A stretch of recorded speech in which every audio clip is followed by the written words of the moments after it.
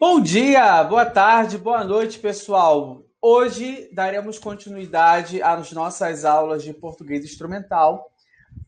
Falaremos sobre o uso da vírgula. Bom, a pontuação é feita por meio de sinais que indicam as pausas e as melodias da fala. Os sinais de pontuação eles são muito importantes para a gente conseguir compreender o que está sendo dito ou aquilo que quer ser dito.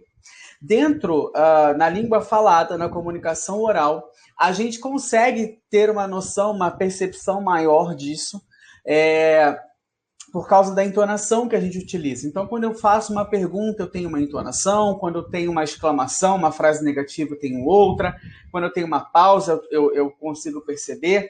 Já num texto escrito, eu dependo da pontuação para que isso seja percebido, para que isso ocorra. E o sinal de pontuação, ele está presente também na hora de uma boa leitura. Por que uma boa leitura? Geralmente, pessoas que estão aprendendo um outro idioma, seja a língua portuguesa, seja a língua inglesa, o francês, o espanhol, o italiano, quando querem demonstrar certa fluência, começam a ler de forma desbaratinada, de forma louca, sem respeitar nenhum sinal de pontuação, e isso é preocupante. Não pode, porque o sinal de pontuação ele demonstra, ele demarca certas situações, ele vai trazer uma entonação diferenciada, ele quer trazer uma exclamação, ele quer trazer uma pergunta, ele quer trazer uma negação, uma pausa breve, uma pausa longa. Então, é um sinal de pontuação que vai te dar essa ideia. Então, um bom leitor, uma pessoa que quer ter fluidez em uma leitura em qualquer idioma, inclusive no seu idioma nativo, precisa respeitar o sinal de pontuação. Empregar adequadamente os sinais de pontuação não se trata apenas de obedecer normas gramaticais, mas sim de usar de modo apropriado um importante recurso para a construção do sentido dos textos escritos. Boa parte do sentido dos textos repousa na entonação, no ritmo e nas pausas usados na hora de se falar algo. Então, é isso que a gente estava conversando anteriormente.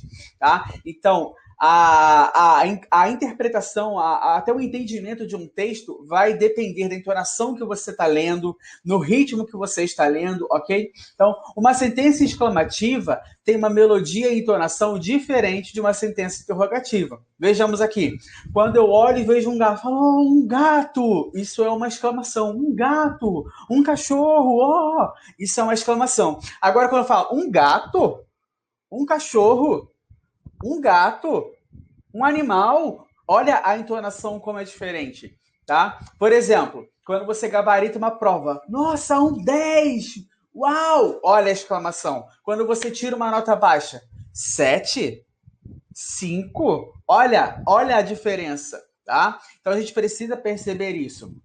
Entender esses mecanismos isso é importante para a compreensão do texto e um dos sinais mais importantes é a vírgula. A vírgula ela tem vários sentidos. De acordo com o professor Pablo Jamil, parafraseando o professor Pablo Jamil, a vírgula é 10. Ela desloca, enumera, explica, isola e separa termos. Desloca, enumera, explica, isola e separa termos. E isso a gente vai ver aqui agora. A entonação é importante também, porque quando você tem o uso de uma vírgula, você tem a entonação ascendente. Quando você tem o ponto final, você tem uma entonação descendente. A gente vai perceber isso aqui, tá? O uso da vírgula auxilia a entender a pausa e a entonação específica que deve ser usada na leitura de um texto. A vírgula corresponde a uma entonação ascendente, ao contrário do ponto, por exemplo, que corresponde a uma entonação descendente. A entonação descendente combinada com uma pausa é o que marca na fala o fim da frase afirmativa ou frase declarativa, indicada na escrita pelo ponto. Vamos lá, o que é isso aqui? Quando eu tenho uma frase afirmativa, uma frase declarativa, o que vai marcar o final da minha frase é justamente essa entonação descendente combinada com uma pausa. Por exemplo, Flávia vai trabalhar amanhã. Flávia vai trabalhar amanhã. Ó, Flávia vai trabalhar amanhã. Acabou. Agora, a entonação ascendente vai representada pela vírgula, vai indicar que a frase não terminou, que a frase ainda não acabou. Percebam. Flávia A gestora de RH vai trabalhar amanhã. Flávia, a gestora de RH, vai trabalhar amanhã. Flávia, vai trabalhar amanhã? Percebam a diferença da primeira frase afirmativa sem a vírgula e da segunda frase, da mesma frase, de Flávia vai trabalhar amanhã, sendo a primeira uma frase declarativa, eu estou afirmando que Flávia vem trabalhar amanhã, e na segunda frase eu tenho um vocativo, que eu estou falando com a Flávia, perguntando para a Flávia se ela vem amanhã. Flávia, vai trabalhar amanhã? Virá trabalhar amanhã? Então, eu tenho uma pausa e eu tenho uma entonação para fazer uma pergunta. Todos esses sinais são importantes para a gente ter o entendimento de qual é a noção que o texto está trazendo para a gente. Tá? O emprego da vírgula. Primeira coisa, regra de ouro, a gente não separa sujeito e predicado com vírgula, gente. A gente não separa o sujeito do verbo, tá?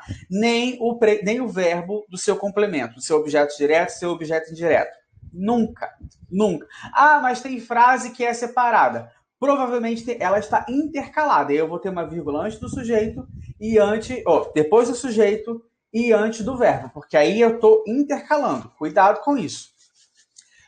Aqui eu trouxe duas frases erradas, né? O que mais queremos nesse momento é saúde.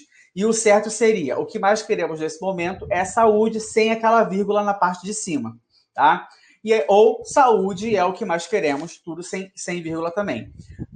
Na frase errada também, ele queria, vírgula, um bombom. Não, ele queria um bombom. Quem quer alguma coisa, um bombom seria o complemento do verbo querer.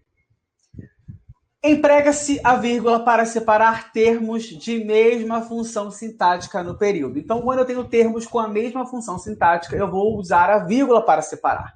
Eu posso usar o ponto e vírgula também. Tá, mas o mais comum é a vírgula.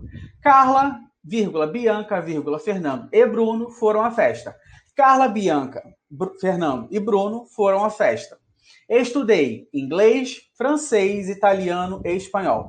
Percebam aqui que na primeira eu tenho um sujeito composto, tá? Na primeira eu tenho um sujeito composto. Na segunda eu tenho objetos e eu tenho uma enumeração. Eu estudei 1, 2, 3, 4 idiomas. Francês, inglês, italiano e espanhol. Então eu tenho primeiro uma enumeração, na segunda frase uma enumeração, na primeira frase eu tenho um sujeito composto. Emprega-se a vírgula para isolar o vocativo.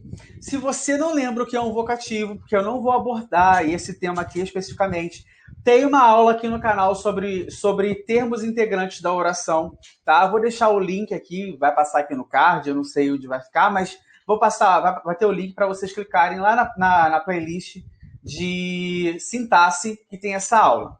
Maria, vem trabalhar amanhã? Maria, vem trabalhar amanhã? Maria, vem trabalhar amanhã? Olha a pausa. Maria, vem trabalhar amanhã? E aí, a minha pausa, eu estou falando com Maria. Perceba agora nessa segunda frase. Ana, Maria vem trabalhar amanhã? Olha a diferença da entonação. Quando eu estou falando diretamente com a Maria. Maria, vem trabalhar amanhã?